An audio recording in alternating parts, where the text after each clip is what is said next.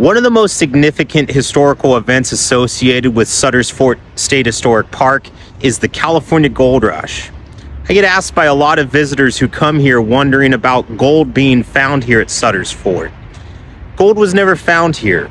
It was found at Sutter's Mill. The Sutter's Mill is now today part of Marshall Gold Discovery State Historic Park. But Sutter's Fort played a key role in the events that would lead to Marshall finding gold at Sutter's Mill, and also to the events that will lead to the California Gold Rush. So let's talk about Marshall finding gold at Sutter's Mill and the gold that he will bring here to Sutter's Fort. For a little context, after the Mexican-American War, John Sutter realized that California was going to become part of the United States. There was going to be even more Americans coming to California by wagon. Sutter's Fort already was the end point on the California Trail. There's going to be more Americans coming here.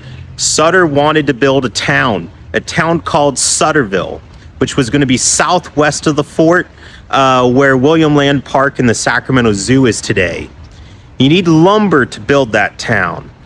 And the trees in this area don't grow very tall, especially the valley oak. And much of that had already been cleared out for agricultural land, changing the environmental landscape of this area.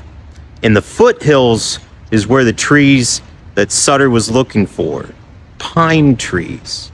So in the summer of 1847, John Sutter will enter into a contract with the head carpenter, James Marshall, to build a sawmill about 40 miles east of here along the South Fork of the American River in the Coloma Valley. That's the name given by the Yalasumni Nisenan village that lived in the region we know today as Coloma.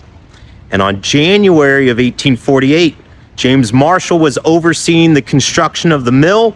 The mill was being built by former soldiers of the Mormon Battalion that came to California during the Mexican-American War. Also the Yalasumni that were there at that location, already living there, were building the sawmill. Marshall was overseeing the construction of that mill, and on January 24th, 1848, he's inspecting how the water flowed off the South Fork of the American River through the tail race into the water wheel that would power the saw blade to go up and down. January 24th, 1848, Marshall will find 3 pieces of gold about the size of the tip of your pinky. 4 days later, John Sutter will write in the daily logbook here at Sutter's Fort, now known as the New Helvetia Diary, Mr. Marshall arrived from the mountains with very important business. That important business was the gold that Marshall had found 4 days prior at the sawmill. In the dead of night, Marshall arrived in the middle of a storm. He came into Sutter's office here in the central building of Sutter's Fort to tell John Sutter the news. It's here in Sutter's office they will test whether or not the gold was real.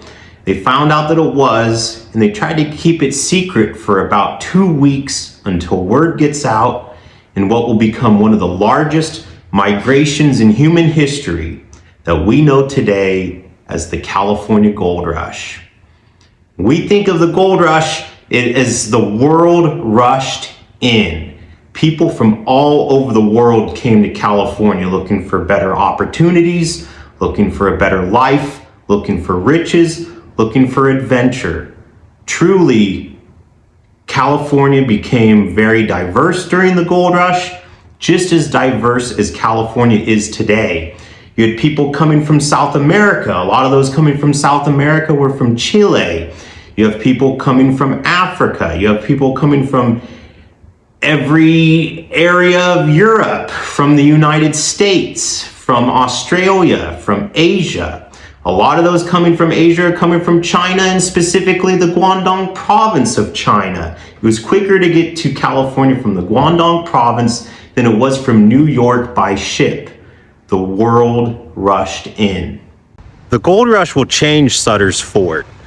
John Sutter Jr. will actually sell the fort during the early days of the gold rush to pay off his father's debts. John Sutter had borrowed a lot of money in order to build the fort over the 1840s. This place, which was originally an agricultural and manufacturing center, became essentially California's first mall selling goods to incoming gold miners. Different shops opened up selling mining equipment, saloons. The central building behind me became a hotel on the main floor, and up in the attic, in the basement, became a saloon, had a gambling parlor, and had a full bowling alley in the basement. During 1849, by 1850, Sutter's Fort was abandoned. And speaking of 1850, we think about people coming to California panning for gold in the rivers and streams. That's placer mining. A lot of that gold is gone very quickly. And you have different mining techniques that come into play that are a lot more destructive on the environment. You have hard rock mining, literally creating caves looking for gold, blasting away hillsides using dynamite. And then you have hydraulic mining, using water cannons, washing away hillsides looking for gold veins, and then using mercury in the extraction of that gold. Good example of hydraulic mining is to go see Malakoff Diggins State Historic Park out past Nevada City. You see the remnants of the North Bloomfield Mining Company.